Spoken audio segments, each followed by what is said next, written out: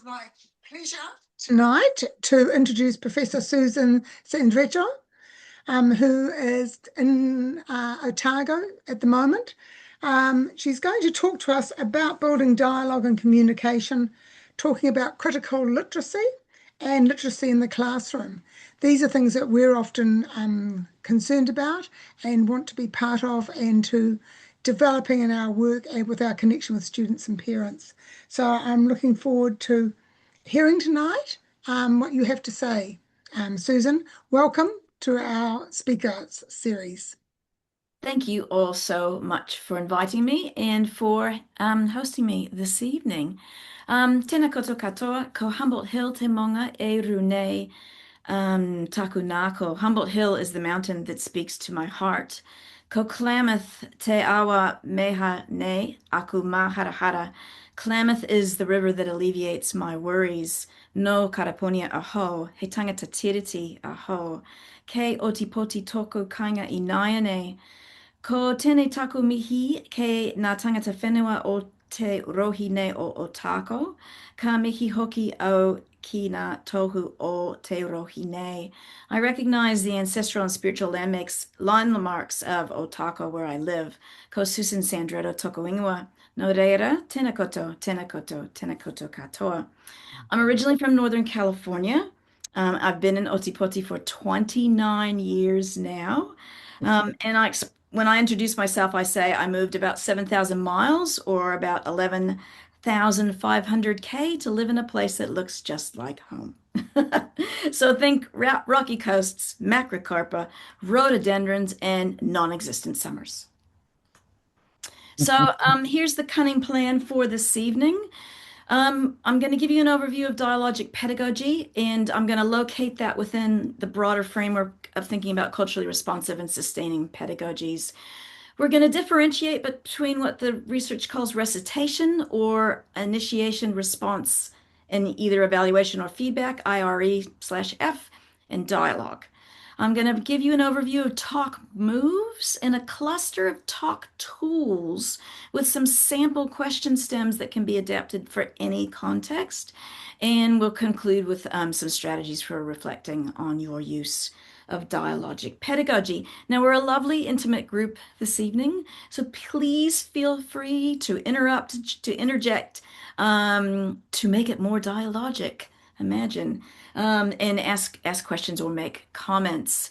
And we've got notes of the slides, and we've also got a handout for you that I believe will be emailed out to everybody and perhaps even popped in the chat. But first, let's start with a reflection. I saw many people were ready for tonight's session with their notebooks and their pens. So jot some notes down to yourself. What is your current understanding of dialogue?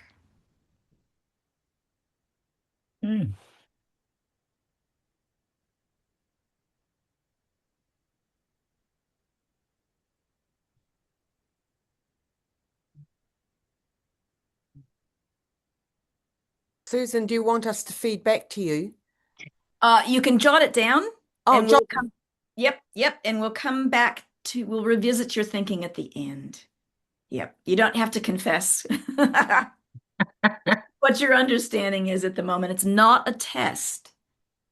But it is a nice opportunity. Hopefully, you add a few more things to your understanding during our chat this evening.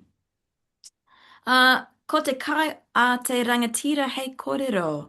Discussion is the food of chiefs. So one reading of this whakatauki captures the idea that dialogue can sustain us. I would argue that dialogue sustains learning. So many of you are probably familiar with the work of Angus MacFarlane and his colleagues, He Awawhiria, or the Braided River. And those of you from Canterbury will be well familiar with braided rivers. He Awawhiria presents a visual metaphor emphasizing how rivers are constituted from many distinct streams, each with unique yet valuable contributions.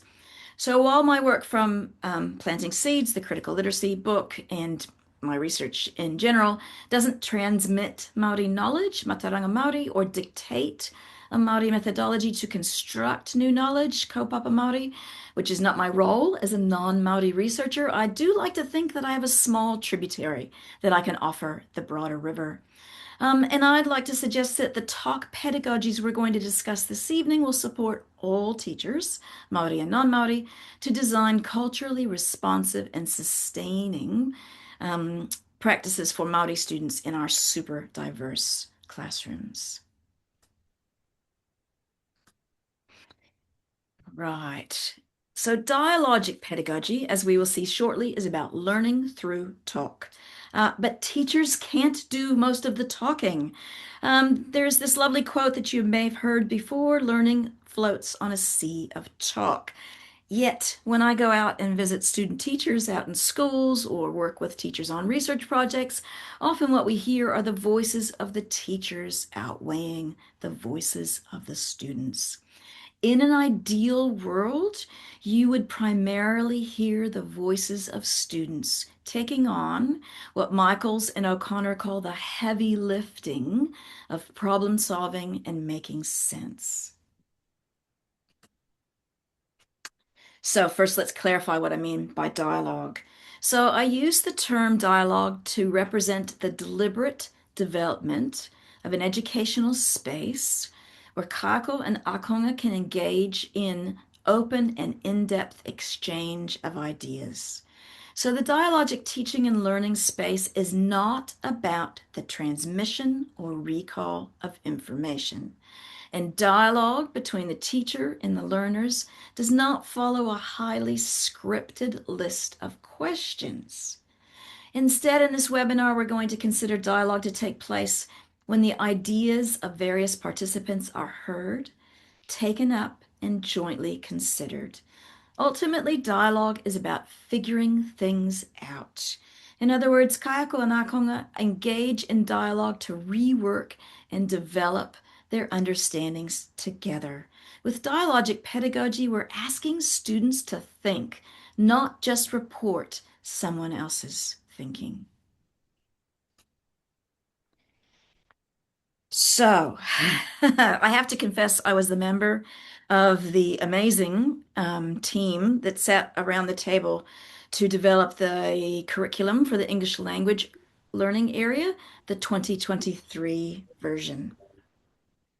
Right, so the common practice model was ready for distribution in October of 2023. Of course, that same month we got a new government, and these did not emerge. Nonetheless, these research-based pedagogies should endure, and they're relevant for our discussion this evening. So they listed a number of important pedagogies for developing literacy and communication and for mathematics. And they located the work in culturally responsive teaching, so teaching that recognizes, fosters, and values students' diverse ethnicities, languages, and cultural practices. I prefer the term culturally sustaining pedagogy, as culturally relevant or culturally responsive does not always take us far enough in pursuing goals of educational equity for all students. In other words, it's possible to implement culturally relevant or culturally responsive pedagogy from the perspective of the teacher that does not honor, recognize, or sustain traditional and evolving languages and cultures as enacted by young people and their whānau. Rich interactions is what we're discussing tonight, creating those conditions for dialogic discussion, providing opportunities for teachers and students to share and respectfully engage with the ideas of others. So I use that term culturally responsive and sustaining pedagogy to refer to pedagogies that view all student languages, experiences, and cultural knowledge as assets to be recognized, sustained, and fostered.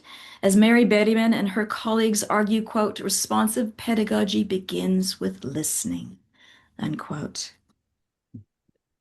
We're going to start with a short example, and you're just going to have to bear with me because I'm dating myself. This is from the infamous Ferris Bueller's Day Off from 1986. And what the question I want you to consider as we listen is this dialogue? Fry. In 1930, the Republican-controlled House of Representatives, in an effort to alleviate the effects of the, anyone? The Great Depression, passed the, anyone? Anyone? A tariff bill, the Hawley-Smoot Tariff Act, which anyone raised or lowered? Raised tariffs in an effort to collect more revenue for the federal government. Did it work? Anyone? Anyone know the effects? It did not work, and the United States sank deeper into the Great Depression. Today, we have a similar debate over this. Anyone know what this is, class? Anyone? Anyone? Anyone seen this before? The Laffer curve. Anyone know what this says? It says that at this point on the revenue curve, you will get exactly the same amount of revenue as at this point. This is very controversial. Does anyone know what Vice President Bush called this in 1980? Anyone? Something DOO economics. Voodoo economics. I love this run as an example of something that is not dialogue. I use it, I've got a chapter in a teaching handbook, The Professional Practice of Teaching in Aotearoa, New Zealand. It's in its 7th edition now, and I open up the chapter with that run. And in the most recent edition, they said that these young people learning to be teachers won't get it. I was like, I'm sorry. It's iconic and it's staying. So I just scaffolded it more for our young people that may not have engaged with it previously. So what do you reckon, team? Is that dialogic pedagogy? No. No. No, it's a I think lovely it was monologue. obvious to the kids. What's that? Sorry? I said, I think the faces of the kids said it all. I know that it's absolutely hilarious. They're asleep. They're chewing gum. They are fully, utterly disengaged. They're not even listening actively. I'm interested in why it was felt that young people wouldn't get it. New teachers I wouldn't know. get it. I don't know. So anyway, I held my ground because I think it illustrates what we're Yeah. on about Yeah. beautifully. So yes, it's still in the 7th edition. Yeah. I think they underestimated what young people can cope with, but anyway.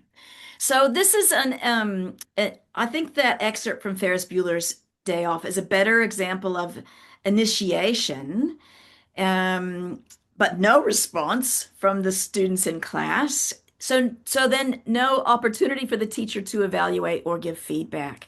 And so IRE or IRF is that really traditional format where teachers fire off a question, students respond, and then the teacher evaluates or gives feedback on the response, indicating whether it was correct, and so on. And this is an extract from some critical literacy research that we conducted.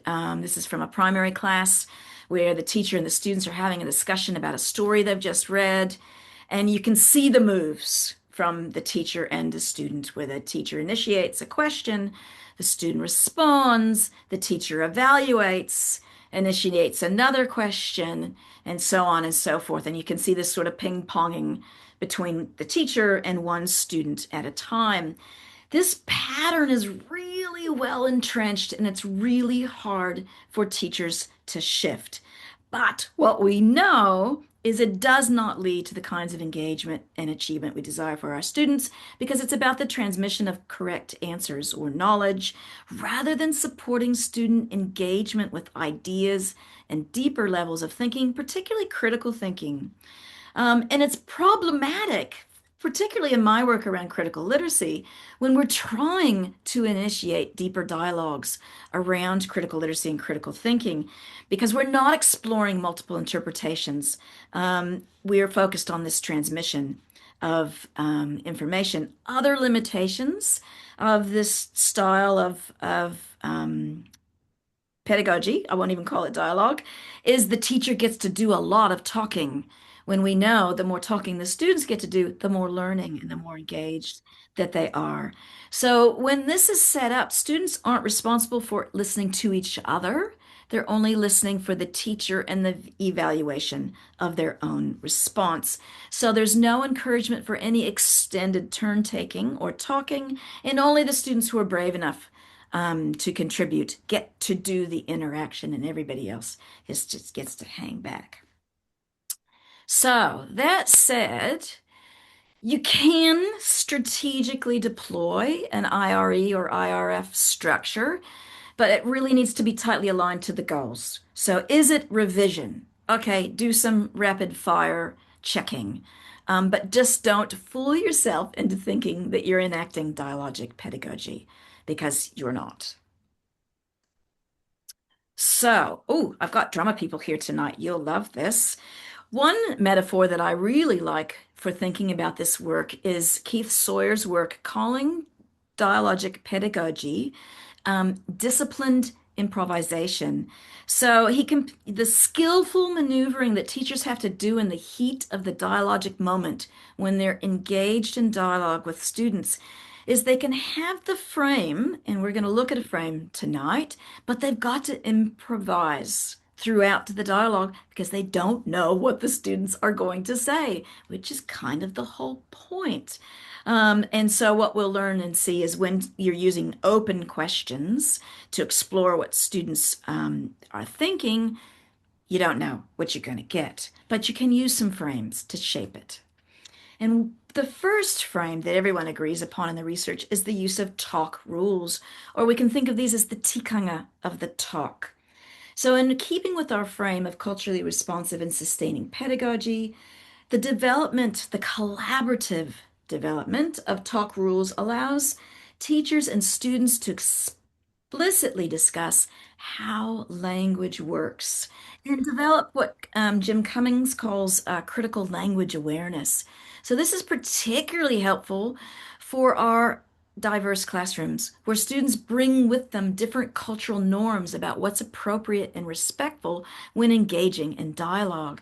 And so it's important that teachers co-construct these rules with their class and develop a shared understanding of what's appropriate for their particular space, which allows them to enact their cultural norms. And it's also important that teachers revise and reflect upon them regularly with their class.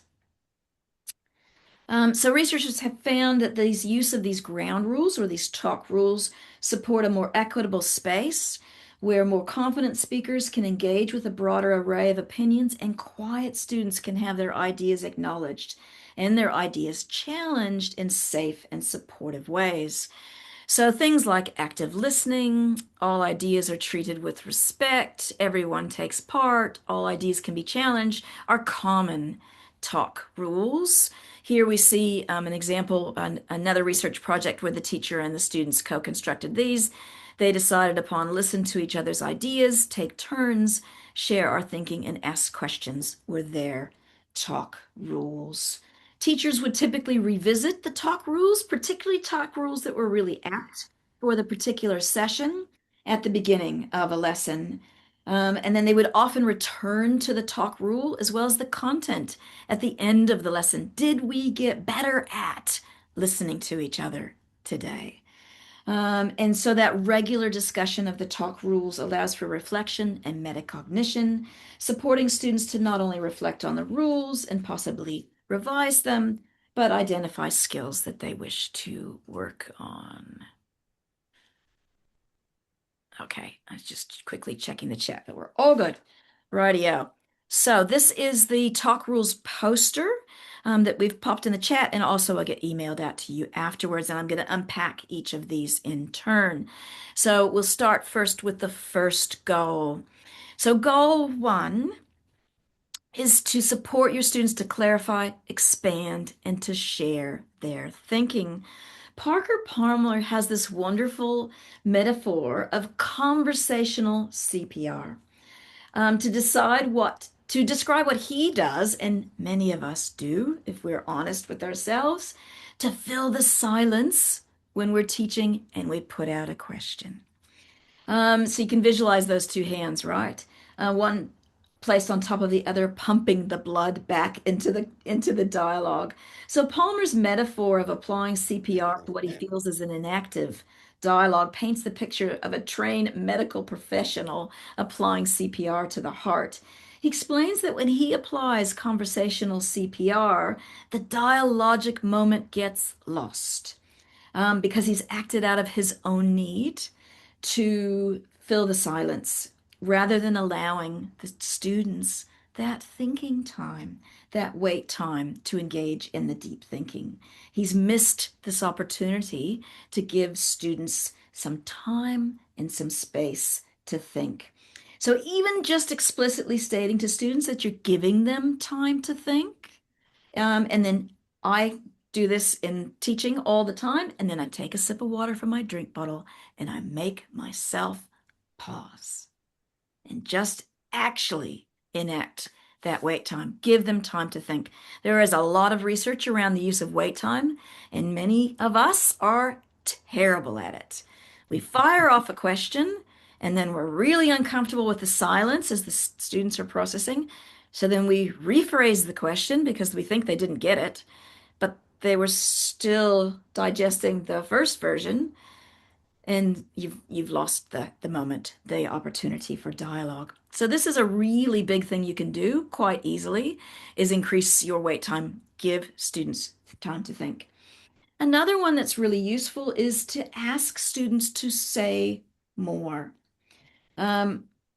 So teachers are sustaining the question, they're working with the student, and they're inviting them to extend and elaborate on their ideas before the rest of the class is invited. And you'll see in your poster, there's some stems that you could use. So, oh, could you just tell me a bit more about, it's what a good interviewer does, right? Oh, that's really interesting. Can you tell me a bit more about that? And just get them to deepen their response. And then another tool for goal one is revoicing. And this also provides time for more thinking space. And so the students can revisit their ideas and they can clarify them for others. So by asking a student, hang on a minute, so are you saying, and then you repeat what you think you heard them say, you're giving them an opportunity to say, no, no, no, that's not what I meant, or yes, that is exactly what I was saying. It also helps the folks in the back row who might not have been listening very well, because they get another opportunity to hear that other student's ideas. So the second goal in your dialogic pedagogy is to support students to listen to each other. Now, it's really important to remember that active listening can look like silence, particularly for our students who are learning English. There is a big time where they are listening and processing and not yet producing.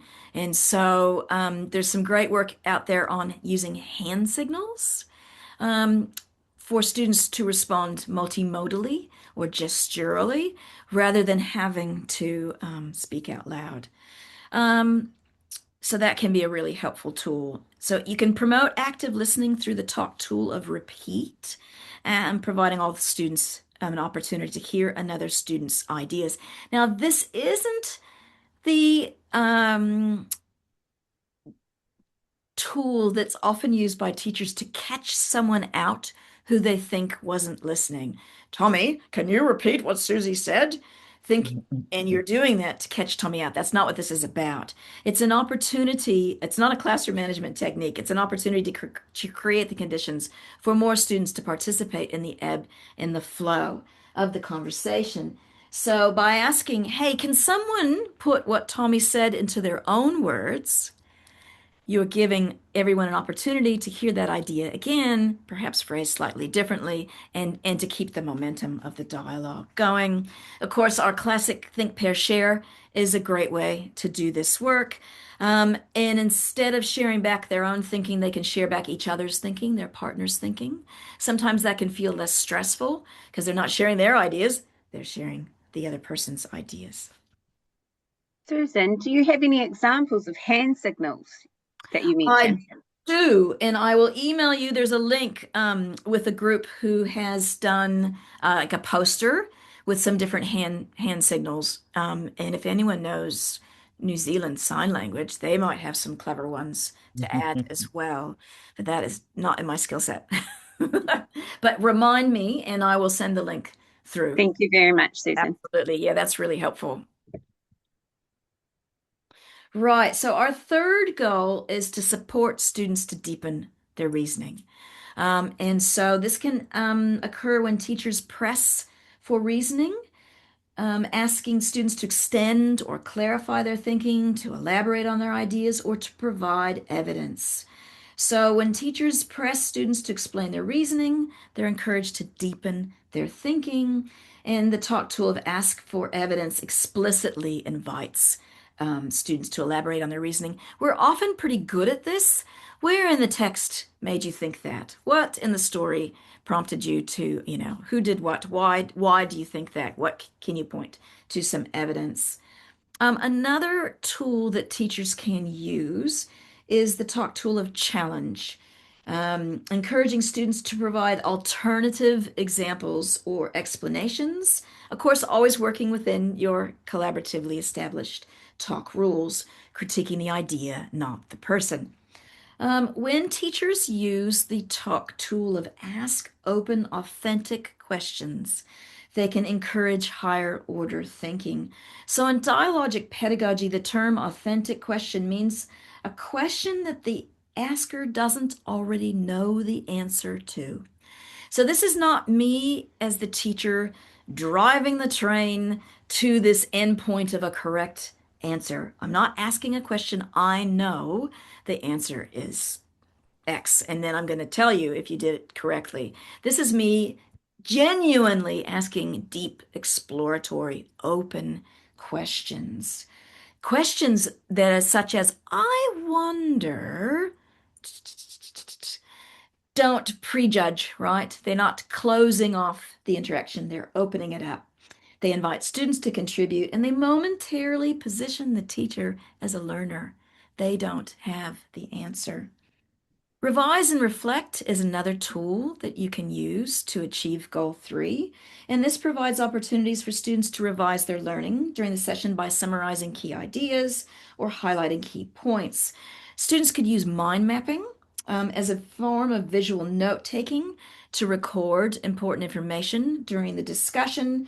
Mind maps from small groups could be collated into a class mind map. And of course, there's lots of wonderful digital tools to use this. My postgrad students love an online tool called the Miro board, M-I-R-O. And it's like digital sticky notes that you can arrange and rearrange in mind maps. And in addition to revising content, students can be supported to reflect on their dialogue skills, reflecting back to the tool that they were working on in that lesson. Did you get better at adding on today, for instance? Right, we're going to take a look at a short clip. This extract comes from a research project where we were working with teachers to integrate dialogic pedagogy into their teaching. This reflection comes from a critical literacy lesson where the students, these were year 7 students, they had been analyzing The Rabbits by John Marsden and Sean Tan. So I want you to listen for how Sean supports the students to reflect on their use of the talk tools. Text. Yeah. Okay.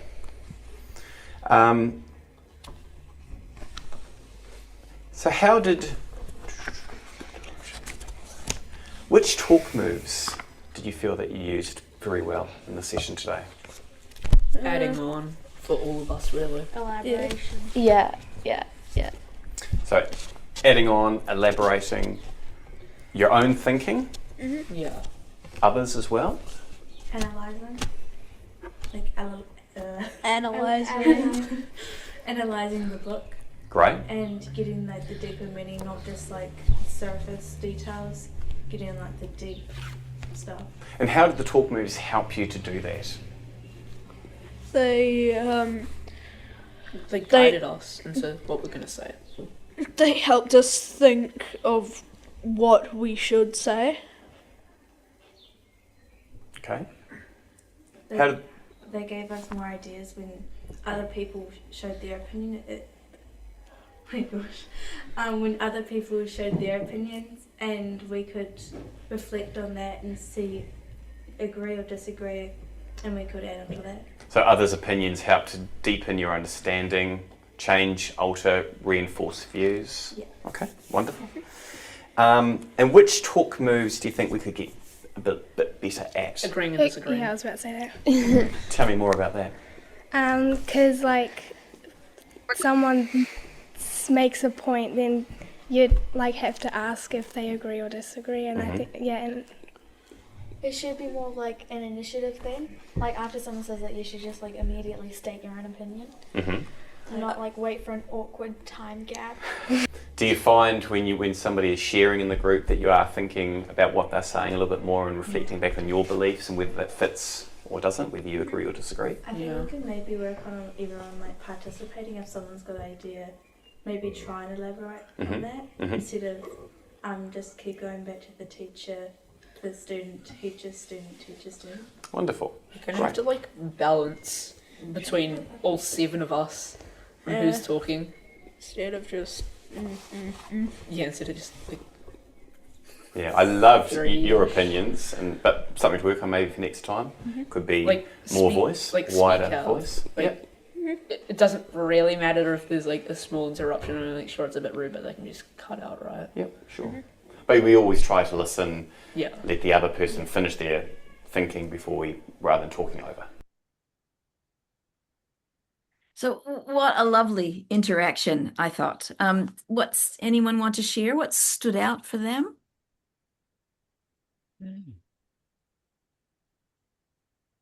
I really noticed how much dialogue there was going between the students.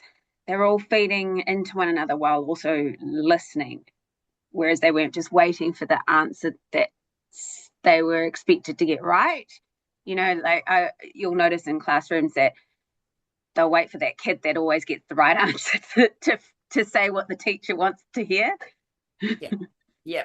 And I talk about that move within the context of critical literacy lessons where you're trying to engender multiple perspectives and multiple responses, and how teachers will undercut their own purpose for the lesson by over enthusiastically responding. Oh, great thinking, Susie. That was wonderful. And everyone else goes, well, Susie got it again. We're finished here. And they stop listening and engaging and learning. So yes, teachers you won't even realize you think you're keeping the dialogue moving when in fact you're undercutting it by your own responses. And you could see Sean was working really hard to just and acknowledge the responses. And I say, you can say things like, hey, today I really want to hear a lot of different ideas. So when you share, I'm just going to say thank you and not suggest that it was right or wrong. Other folks, anyone else want to share anything that stood out? I think the positivity stood out. Sorry, the positivity. Yeah. They were very positive. It was funny to see the girls getting into the conversation well before the boys. And I was just going to say, I didn't think one of the boys, the second on the left, actually spoke. So how do you monitor that if he's listening and learning still, but he didn't? We'll talk about that in a moment. Yes, we've got some strategies for that. In this snippet, he's not very active, but he has lots to say in other parts of the lesson. Yes. I can assure you. But you're right. You just need to be conscious of it, don't you? You absolutely do. And so you can find some gentle strategies to support students to contribute, to feel confident to contribute, and to not let other students, overshadow the others. And that can be part of the tikang of talk, right? That you develop as a class. And they were doing some gorgeous ideas, sharing their thinking about their next steps for each other. And one of them was about participation, that more folks should participate. And I also loved that they wanted to move yet further away from the IRE pattern, where it was teacher, student, and they wanted to keep heading down the more dialogic path. Anyone else? We had feedback in the chat saying, I like how the teacher completes and enriches the students' ideas. Lovely, lovely. And so he is also a member of the dialogue, and that's a really important point. You too have things to share. And then particularly in the critical literacy work, you might have a reading because of your own knowledge and experience that the students don't, but you can offer up that reading to add to their meaning making resources. You can go, huh, those are really interesting. You know, when I saw this, when I read this, it made me think of, and it doesn't necessarily suggest it was the right answer. It's just yet another reading to contribute. So yes, teachers definitely still have a role to play. Text. Right. So our fourth goal is definitely moving further down that dialogic road, supporting students to think with each other. And the students in Sean's clip there referenced a few of these that they had been working on.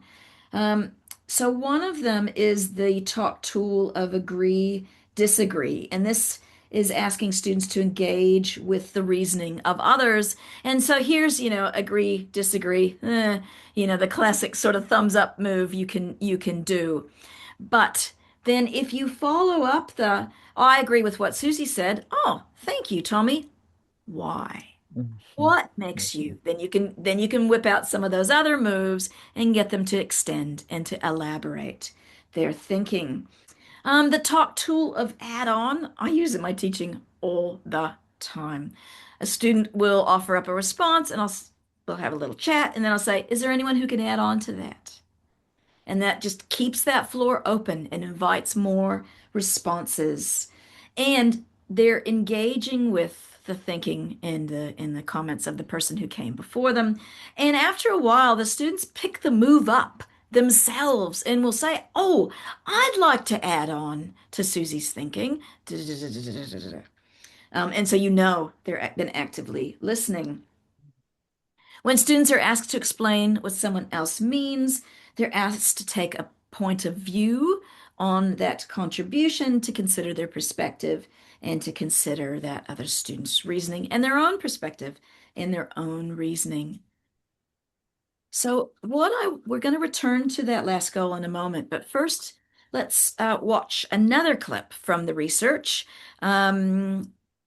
where the students have been working with a multimodal text. So this was a short film, and the teacher was really working on some concepts and multiliteracies around cohesion, how the visual and the audio modes were. So there were no words, no spoken or written language in this video clip that the students were analyzing.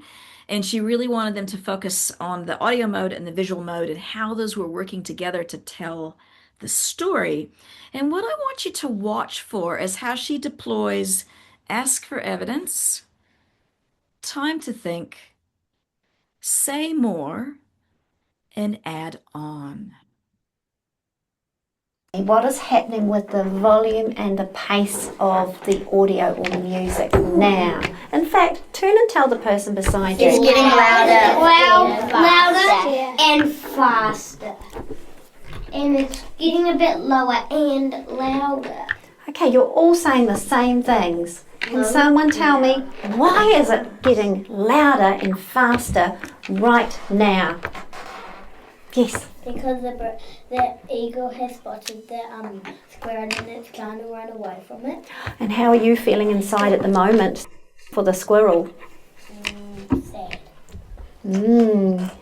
Yes? It's, the squirrel's getting chased by the eagle. What do you think's going to happen next?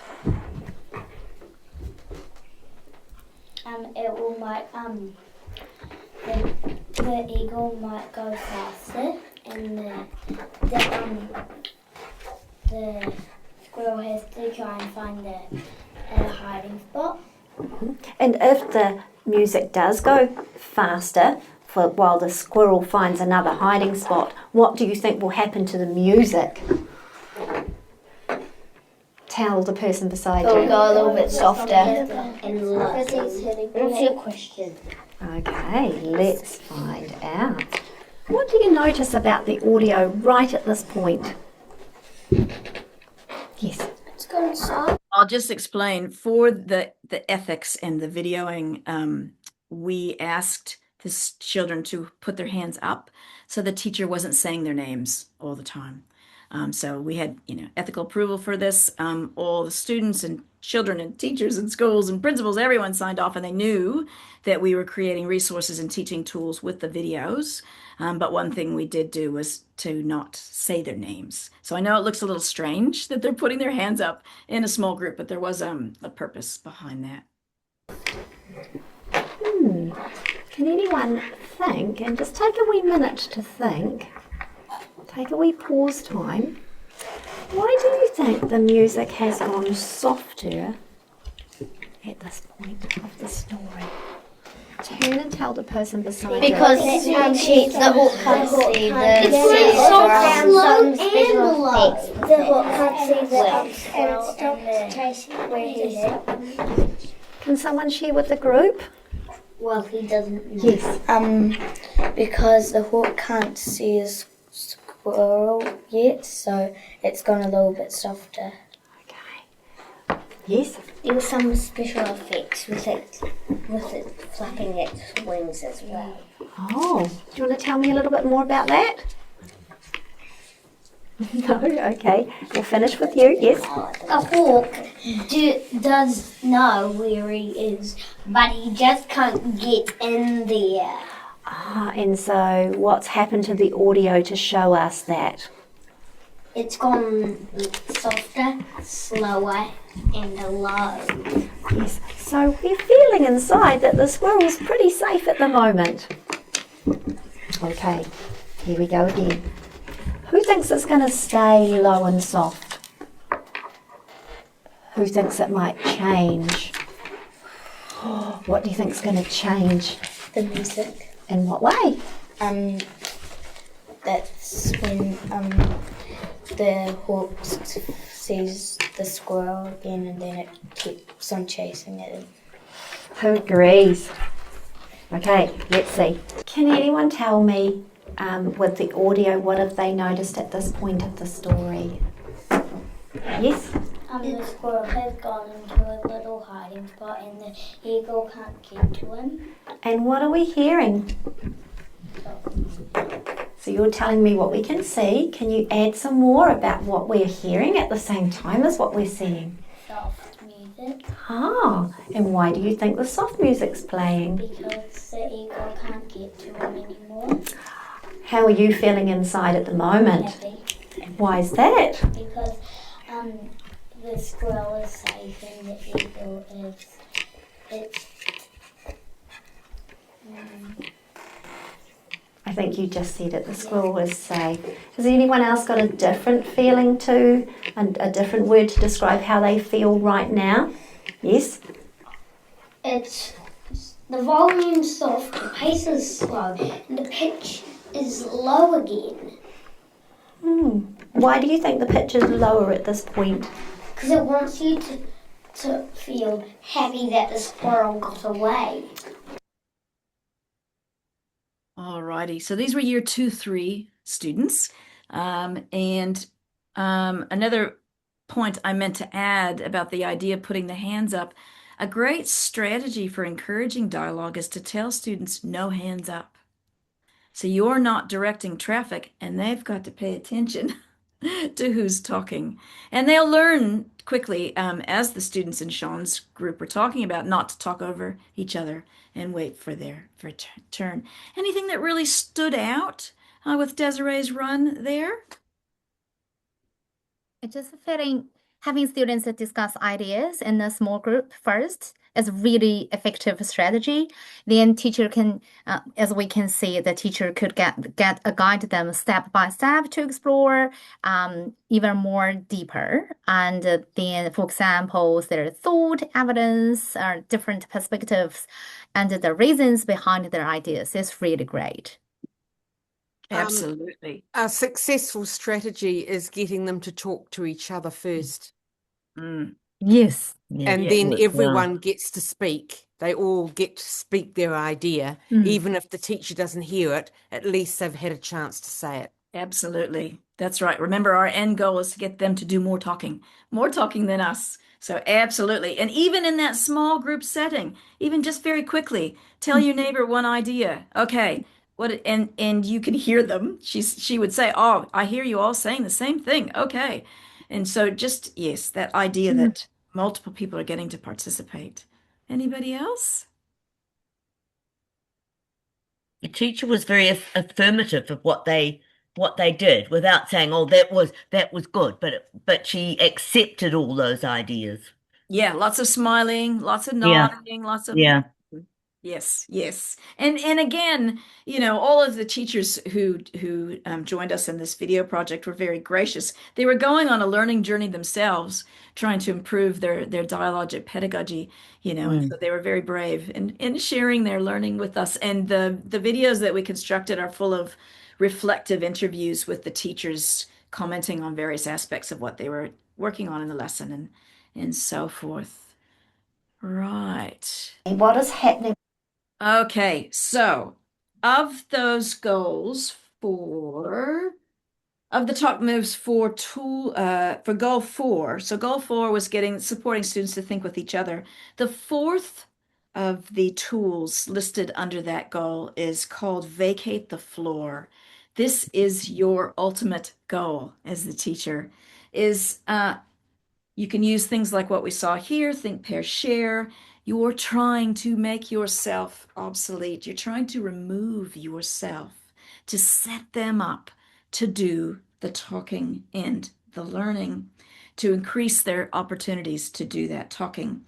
So, vacating yourself from the dialogic traffic is your ultimate goal. The more your students get to talk, the more they get to think and deepen their learning. So let's look at some other strategies that you can use. And you probably know most of these already, but it's a nice refresher. So turn and talk. There's a lot of varieties of this. And I use these even in tertiary teaching, eye to eye, knee to knee. Get students to really face each other and listen carefully. Walk and talk. Your kids need a break. They can wander around the playground or around the classroom and talk to each other around your set question. You can extend it twos to fours. So these two have been talking to each other. Now they can turn and form a group of 4 and again share their ideas and someone can report back. Talking chips. Now there's one strategy if you're worried about folks who talk too much or don't talk enough. Everyone gets a couple of talking chips. And the expectation is during the course of the dialogue, and of course, this works really well in a small group at your kidney table, they're expected to use up their chips. And for your ones who might steal the conversation, they need to be really mindful about when they're going to deploy their chips and use them for the opportune moment because they're going to run out. And so that can work really really helpfully. 3-step interviewing. Students can interview each other in pairs and then take notes and then join up with another pair and share their responses of their partner with each other. 4 corners. You can have large pieces of paper or whiteboards in 4 corners of the room. Students wander around in groups responding to the set question. They could do it with sticky notes or they could have a scribe that's writing down their responses and then you can collate those and discuss them. Stop and ask. The teacher can pause during the lesson and ask the students to pose a question.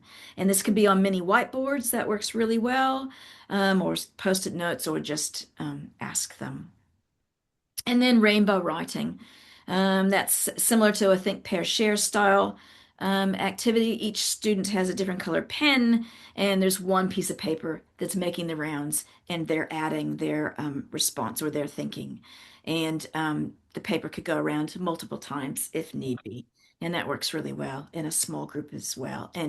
And not only are they writing down their own ideas, but you can be encouraging them to add on to the ideas that are already on the paper.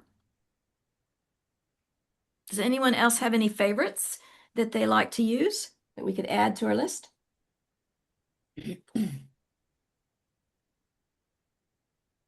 I sometimes use in my class when I work with a group a real gnarly old stick, which is a branch, and they have it like a storyteller, a narrator. The talking stick. Yes. Yes, yes. Some teachers have squishies. Yeah, there's lots of, yeah, that can work really well too.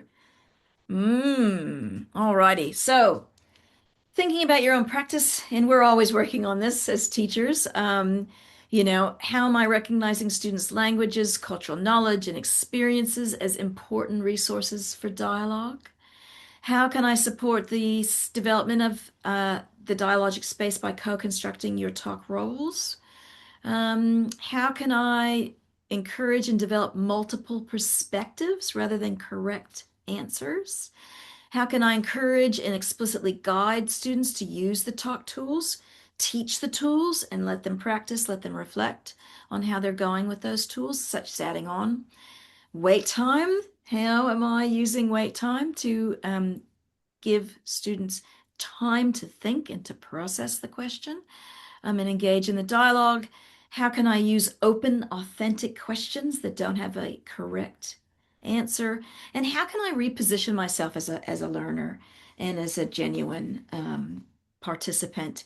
And as teachers, we can do things like get a colleague to sit in the back of the room and do an observation and note some of the things that you are focused on for that lesson. You can audio record yourself and listen to it. And there's lots of tools out there that you can then use to create a transcript to go through.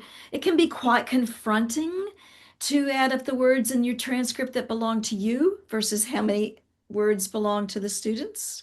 That can be quite a shock sometimes when you think you're doing a fabulous job of leading a dialogue. But the most powerful tool I think you can do is to reflect with each other, with colleagues, on how you're going and what you're working on and what your next steps are.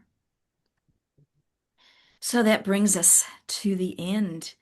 Who is doing the heavy lifting of the dialogue in your classroom? How can you shift your dialogic pedagogies using the talk rules and the talk tools to support your students to do more of the heavy lifting? And now you can return to your notes from the beginning, see if you've added anything new to where you began this evening.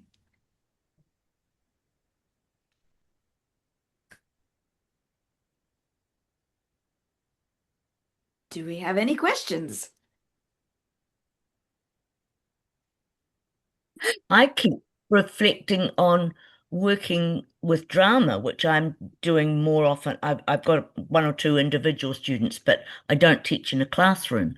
But I'm looking at what are these things apply to a director in amateur theatre where everybody is they're all learners, some more so than others, but you are all the time teaching and I'm trying to find ways to enhance their own learning, which is not always easy.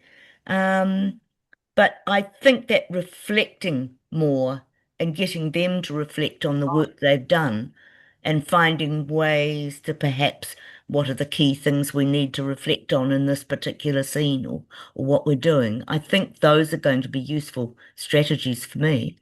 Absolutely. Pushing it onto them. I'm really fortunate over the years I've worked with Trish Wells, and her specialty is using drama as a pedagogy Yeah. for learning. And so absolutely push that back onto them and getting them to do more of it rather than looking to you to Yeah. respond. Yeah. And I'm also conscious of people who say, oh, that was so good. And I think, no, it wasn't. There's always more. Always. That's right. Yeah. It's never finished. Yeah. Yeah. We've got a hand up. Go for it. Oh, yes. I love the picture. It is really cute, isn't it? Unsplash is my favorite site for Creative Commons photos. Yeah. It's really cute. I'm just thinking the very first video reminded me of my university days. Always, creepy silence. Any question? Do you get it? Any question? Oh, no. Silence. Anyone? Yeah. Yeah, No. Yes. And I really like I think it was strategy too. In group classes, it's quite easy for students to lose focus when they're not the one speaking. So normally, if we have classmates repeat the speaker's main points and provide the suggestion, the feedback is a simple but effective way to keep everyone's engaged. It's really encourages active listening and make the learning experience much more interactive. Sorry. Oh, go. Yes. Oh, yes. And I was thinking, it just reminded me, sometimes I ask my students to discuss their idea in small group first. Yeah. Then they can share their view in pairs. And sometimes I ask them, okay, I want to have the affirming team and the negating team. I want you to talk about your idea and why, and explain why, and talk about your experience and your storytelling, and also something you observed or something like that. It's really helpful. Yes, some debate. Absolutely. Yes, that is really good. And that idea of getting them to repeat what the other students have said, but putting it into their own words, paraphrasing is a really powerful move. That's wonderful. Other comments or questions?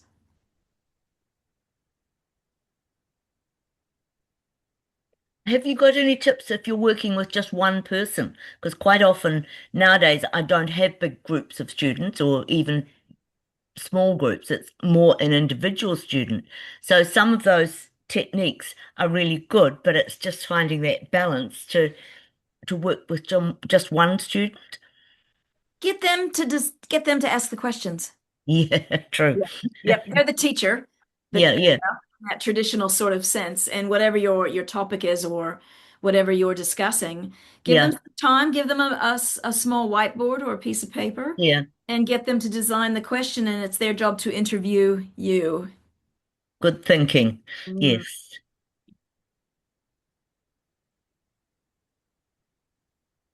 Susan, this has been a delightful evening of us touching on some things that we do and things that we've maybe not experienced before, or a new way of looking and refreshing ideas. I think the strategies have been really, really useful for us. I know that I will go back to the video now and re-look at some. You take so much at a time, and then you think, oh, I really need to know more. So I'm sure that those that get the video, and for a lot of us, we will go back to something, look at it, and see if we can implement it. It's been a really worthwhile time to share with you, and we've really appreciated your efforts.